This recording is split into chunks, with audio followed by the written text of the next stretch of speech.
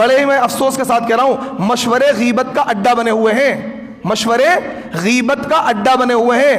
امام صاحب کیا کر رہے ہیں، مؤذن صاحب کیا کر رہے ہیں، باقاعدہ مشورے میں پلاننگ ہوتی ہے امام کو ہٹانے کی، مشورے میں امام کو ہٹانے کی پلاننگ ہوتی ہے۔ یہ میرے ساتھ ہوا ہے، یہ میرے ساتھ یہاں بھی ہوا ہے اور بھی جگہ ہوا ہے، مشورے میں پلاننگ ہوتی ہے، امام کے خلاف سازشیں ہوتی ہیں، مشوروں کو غیبت کا۔ تو تبلیغی جماعت کا کام غلط نہیں ہے، ان لوگوں نے اپنی حرکتوں کی وجہ سے تبلیغی جماعت کو بدنام کر دیا ہے، اس کے کام کو غلط کر دیا اپنے طرز عمل کی وجہ سے۔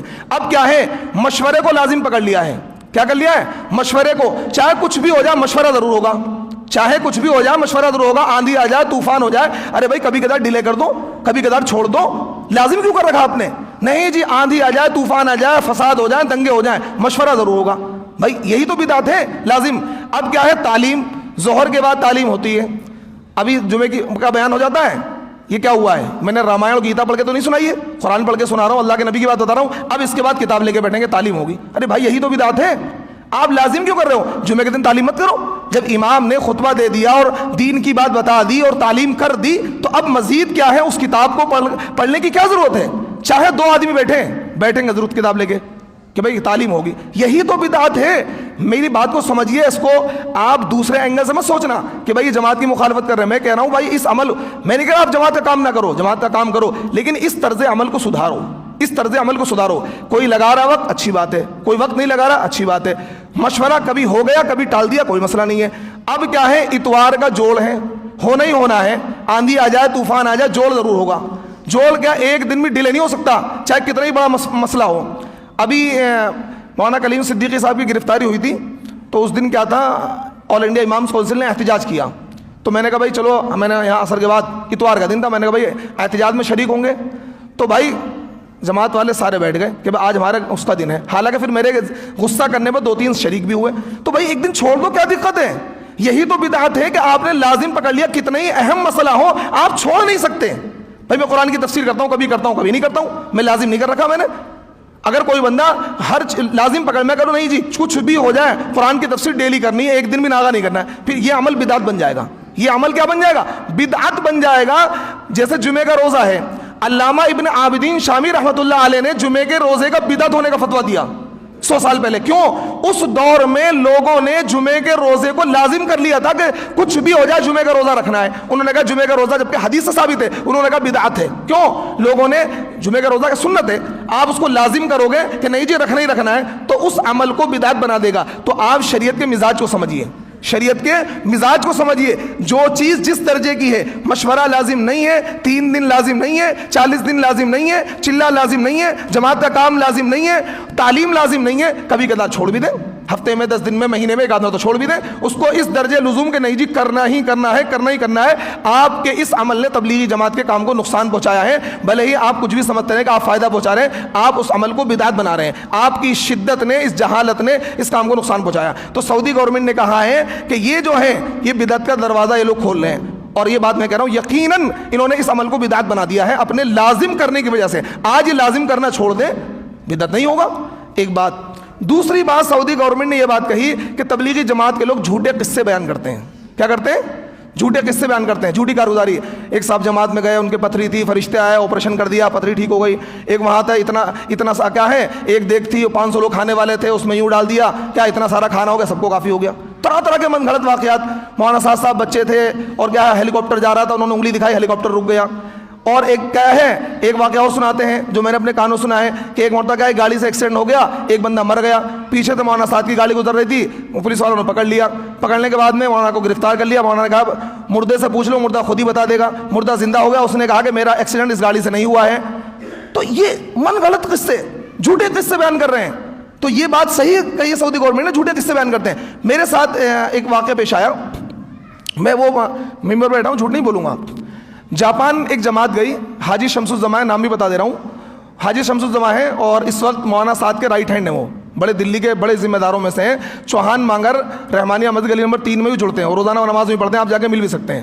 تو عصر کے وہ اپنا فجر میں تفسیر کرتا تھا, مجھے روک لیا انہوں نے, کہا مفتی صاحب ایک کارگزاری سنیے, بڑی عجیب کارگزاری. میں نے کیا؟ کہنے لگے کہ جی میں جاپان جماعت میں گیا تھا, پاکستان کے کچھ ساتھی ملے تو انہوں نے ایک واقعہ سنایا. میں نے کیا سنایا؟ کہنے لگے کہ جی ایسے ایسے افریقہ میں جماعت گئی اور وہاں پہ ہیں, وہاں افریقہ میں بڑے خطرناک جنگل ہوتے ہیں, بڑے مطلب درندے اور ازدہے اور سانپ ہوتے ہیں. تو جماعت والوں کو ازدہے مل گئے, جماعت والوں نے پر ہاتھ پھیرا کہ بھائی ہم کیا ہے, دین کا کام کرنا ہے, یہاں سے بھاگ جاؤ. سارے کیا ہے, سانپ اور درندے سب بھاگ گئے. یہ واقعہ ہے حدیث میں, لیکن یہ واقعہ ان لوگوں کا نہیں ہے. یہ ایک صحابی ہیں عقبہ ابن نافع, حضرت امیر معاویہ کی فوج کے سپہ سالار. انہوں نے پورا لشکر روانہ کیا تھا افریقہ کو فتح کرنے کے لیے. تو افریقہ کے جنگل میں عقبہ ابن نافع کا جب لشکر پہنچا ہے, انہوں نے افریقہ کے جنگل میں خیمے نصب کیے. تو وہاں کے لوکل لوگوں نے کہا کہ جنگل میں مت ٹھہرنا, بہت ہی خطرناک جنگل ہے, شیر شیرنیاں درندے اور چیتے اور ازدہے ہیں, تمہیں کھا جائیں گے. تو انہوں نے کہا کہ ہم اللہ کے نبی کے غلام ہیں, ہمیں کوئی چیز نقصان نہیں پہنچا سکتی ہے. انہوں نے خیمے نصب کیے اور ایک اعلان کیا, ایھا الحشرات والارض. انہوں نے کہا اے چرندوں پرندوں درندوں خونخوار جانوروں, یہ اعلان سن لو, نحن اصحاب رسول اللہ صلی اللہ علیہ وسلم, ہم اللہ کے نبی کے غلام ہیں, اللہ کے نبی کے ساتھی ہیں. اگر کسی نے ہمیں نقصان پہنچانے کی کوشش کی تو ہم اسے قتل کر دیں گے. تاریخ گواہ ہے, تاریخ کے اندر لکھا ہوا ہے. عقبہ ابن نافع کے اس اعلان کے بعد درندے پرندے شیر شیرنیاں چیتے ازدہے سب نے جنگل خالی کر دیا, اور انہوں نے صحابہ نے اور تابعین نے وہاں پڑاؤ ڈالا. تو انہوں نے کیا کہ یہ واقعہ اپنے اوپر فٹ کر کے کارگزاری میں چلانا شروع کر دیا. تاکہ مقصد کیا ہوتا ہے, مقصد ہو تاکہ جماعت میں زیادہ سے زیادہ لوگ جڑیں. ایک بندہ ایسا تھا کچھ نہیں کرتا تھا, جماعت میں گیا اتنا کاروبار ہو گیا. ارے بھائی کیا ہے, من گھڑت قصے بیان نہ کریں. ہمارا دین بڑا پاک صاف دین ہے, یہودیوں کی طرح عیسائیوں کی طرح من گھڑت قصوں پر نہیں چلتا ہے. اللہ کے نبی صلی اللہ علیہ وسلم نے یہ ارشاد فرمایا, لن تضلوا بعدی ان تمسکتم بہما القرآن و سنت رسول, کہ تم میرے بعد ہرگز گمراہ نہیں ہوگے جب تک کہ قرآن کے سنت کے اور حدیث کے دامن کو مضبوطی سے پکڑے رہو گے. تو حدیث اور قرآن کو مضبوطی سے پکڑے رہو, گمراہ نہیں ہوگے. تو اس لیے ضرورت اس بات کی ہے کہ تبلیغی جماعت اپنی اصلاح کرے, اپنی ان حرکتوں سے باز آئے, جھوٹے قصے نہ بیان کرے, 3 دن کو 40 دن کو لازم نہ کرے. اگر کوئی جماعت کا کام کر رہا ہے تو نور علی نور ہے, اگر کوئی نہیں کر رہا ہے تو اس کو شدت اختیار نہیں کرنی چاہیے کہ نہیں جی تم جماعت کا کام نہیں کر رہے ہو, کچھ بھی کر لو, کیا مغفرت نہیں ہونے کی, بخشش نہیں ہونے کی. ایک صاحب نے مجھ سے کہا, کہنے لگے امام صاحب آپ بہت اچھے آدمی, یہاں نہیں جعفر آباد میں, کہ اگر آپ کا وقت لگا ہوتا تو دین کی سمجھ آپ کے اندر آ جاتی. مجھ سے یہ بات کہی, میں نے اس کو جو ڈانٹا اور لتا, میں نے ہاتھ پکڑ کے کمرے سے باہر نکال دیا. میں نے بدتمیز کہیں گا, میں نے ہمیں دین کی سمجھ نہیں ہے, تو نے 40 دن لگا کے ساری دین کی سمجھ تیرے اندر آ گئی, 15 سال میں قرآن حدیث سب پڑھ لیا, ہمیں دین کی سمجھ نہیں آئی. تو معاملات یہ ہیں, ان جہالت کی وجہ سے تبلیغی جماعت کا کام بدنام ہو رہا ہے, اور کیا ہے اکابرین کی قائم کردہ جماعت کا نقصان ہو رہا ہے. اور آج جو خدمت تبلیغی جماعت نے 80 سال میں کی تھی, ان 20 سالوں میں سارا بیڑا غرق ہو گیا, سارا معاملہ غلط ہو گیا. اور دوسرا کام, جھوٹی حدیثیں بیان کرتے ہیں. دین کی تھوڑی بہت غور و فکر کرنا 60 یا 70 سال کی نفلی عبادت سے افضل ہے, کوئی حدیث نہیں ہے. سن لو کوئی حدیث نہیں ہے. جماعت والے کہتے ہیں دین کی, آؤ بھائی آؤ بیٹھو, دین کی بات کا کہنا, دین کی بات کا سننا ایمان والوں کو نفع دیتا ہے, آؤ. پھر یہ والی حدیث سناتے ہیں, دین کی تھوڑی بہت غور و فکر کرنا 60 یا 70 سال کی نفلی عبادت سے افضل ہے. سناتے نہیں سناتے, کسی نے سنیے, بالکل یہ کوئی حدیث نہیں ہے. کوئی حدیث ہے تو مجھے لا کر دکھا دیں, کوئی حدیث لا کر دکھا دے. من گھڑت ہے, موضوع ہے, اپنی طرف سے گھڑی ہوئی ہے. اور ایک حدیث وہ بیان کرتے ہیں جس کا انکار پہلے بھی میں نے کیا تھا, آج پھر کر رہا ہوں, کہ گشت کرنے کے بعد جو نماز پڑھی جائے گی اس پر 7 لاکھ نماز کا ثواب ملے گا. یہ بھی کوئی حدیث نہیں ہے, یہ بھی کوئی حدیث نہیں ہے. یہ بھی جماعت والے کہتے ہیں یہ بھی ھذا موضوع منکر, یہ بالکل کیا ہے, منکر ہے, موضوع ہے, من گھڑت ہے, گھڑی ہوئی حدیث. کوئی حدیث ایسی روایت ہے حدیث کے اندر موجود نہیں ہے. اور ساری جہاد کی آیتیں سب اپنے اوپر فٹ کرتے ہیں, ہلکے ہو بھاری ہو جماعت میں نکلو, ہلکے ہو بھائی, یہ جہاد کی آیتیں ہیں, یہ مت کرو. یہ بات یاد رکھو, میں تمہارا مخلص دوست ہوں. جماعت والوں سن لو, بھلے تم مخالف سمجھو, میں تمہارا مخلص دوست ہوں, تمہاری اصلاح کر رہا ہوں. کوئی امام تمہاری اصلاح نہیں کرے, اسے پتا میری امامت چھن جائے گی, میرا بوریا بستر گول ہو جائے گا. مجھے اس بات کی کوئی پرواہ نہیں ہے, کوئی پرواہ نہیں. میں صرف تمہارا, کیونکہ تمہاری غلط باتوں میں جو تمہیں ٹوک رہا ہے وہ تمہارا مخلص دوست ہے. اللہ کے نبی صلی اللہ علیہ وسلم نے ارشاد فرمایا, من فسر برائے القرآن فلیتبوأ مقعدہ من النار, کہ جو رائے سے تفسیر کرے گا اپنا ٹھکانہ جہنم میں بنا لے. اللہ کے نبی نے ارشاد فرمایا, من کذب علی متعمدا فلیتبوأ مقعدہ من النار, کہ جو اللہ کے نبی کی طرف جھوٹی نسبت کرے گا, جھوٹی حدیث بیان کرے گا, اپنا ٹھکانہ جہنم میں بنا لے. یہ 2 چیزیں اپنے ذہن میں رکھیں, اور کسی بھی بات کو بیان کرنے سے پہلے بہت محتاط رہیں اور اس کو پہلے علماء سے تصدیق کر کے پھر بیان کریں. انشاءاللہ آپ اصول کی روشنی میں کام کیجئے.